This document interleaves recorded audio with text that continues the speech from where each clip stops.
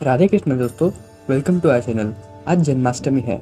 मेरी तरफ से आपको जन्माष्टमी के हार्दिक शुभकामनाएं।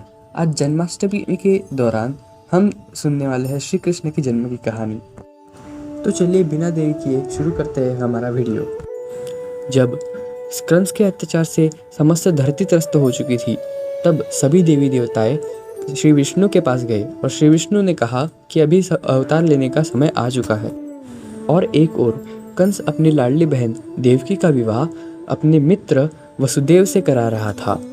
विवाह होने के बाद जब कंस उन्हें विदाई देने आया, तब आकाशवाणी हुई कि देवकी का 8वां पुत्र तुम्हारा काल बनेगा और तुम्हारे सारे पापों का अंत करेगा।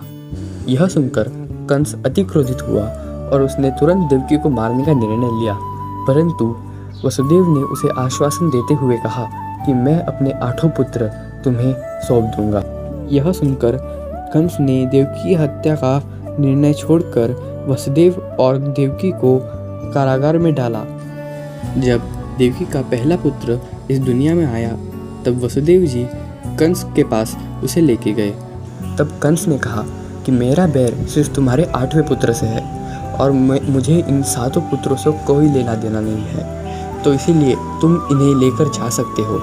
यह सुनकर वसुदेव की खुशी का ठिकाना न रहा और वो शिशु को लेकर कारागार में वापस चला गया। परंतु जब कंस के पास देव ऋषि नारद आए, तब उन्होंने कहा कि भविष्यवाणी 8वें पुत्र की हुई थी, पिछले से 8वें पुत्र आगे से 8वें पुत्र की नहीं हुई, इसलिए यह निश्चित नहीं है कि कौन सा पुत्र तुम्हारा काल बनेगा।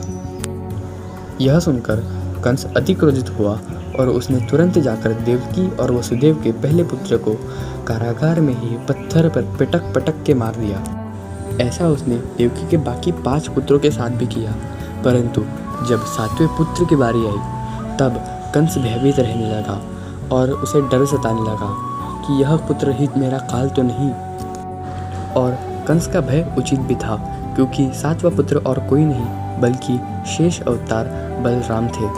परंतु जब बात आई कि बलराम को कारागार से दूर और सुरक्षित कैसे रखा जाए, तब देवताओं ने सुदर्शन क्रिया के द्वारा रोहिणी माता के गर्भ में बलराम को स्थापित कर दिया, जो अभी गोकुल में थे।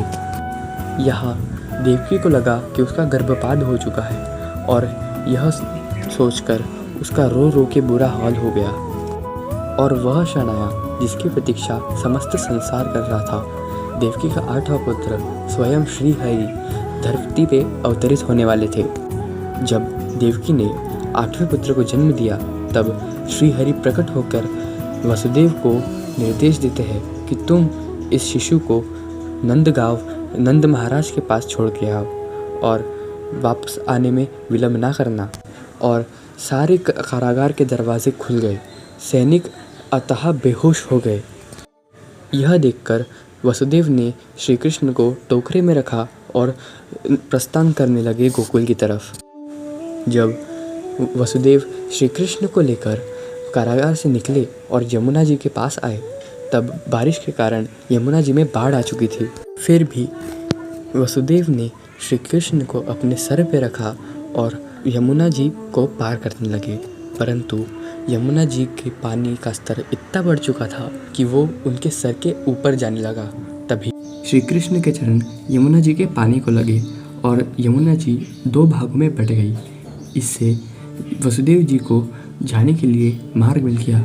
यमुना जी को पार करने के बाद वसुदेव जी गोकुल पहुँचे और गोकुल में जाकर नंद महाराज के घर में श्री कृष्ण को रखा और नंद महाराज के घर जो पुत्री पैदा हुई थी, उसे लेकर वह कारागार में चले गए।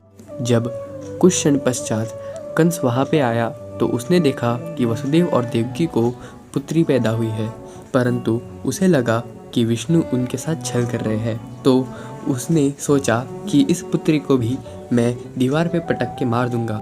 जैसे ही कंस ने उस शिशु का पैर पकड़ा, तभी वह शिशु कंस के हाथ से छूटकर हवा में तैरने लगी और देवी का रूप धारण किया। और उसने कंस को कहा कि देवकी का 8वां पुत्र कई और जन्म ले चुका है। यह सुनकर कंस के होश उड़ गए और उसके बाद कंस ने वसुदेव और देवकी को कारागार में ही बंद रखा। और दूसरी ओर श्री कृष्ण गोकुल में अपना बचपन बिताने लगे और गोकुल को अपनी बाल लीलाओं से मोहित करते रहे। कंस के भेजे सारे असुरों को श्री कृष्ण ने मुक्ति दिलाई और अपनी लीलाओं के संग वो सारे गोकुल वासियों के दिलों में राज करने लगे। अगर ये वीडियो आपको पसंद आया हो तो वीडियो को लाइक करें और चैनल को सब्सक्राइब करें।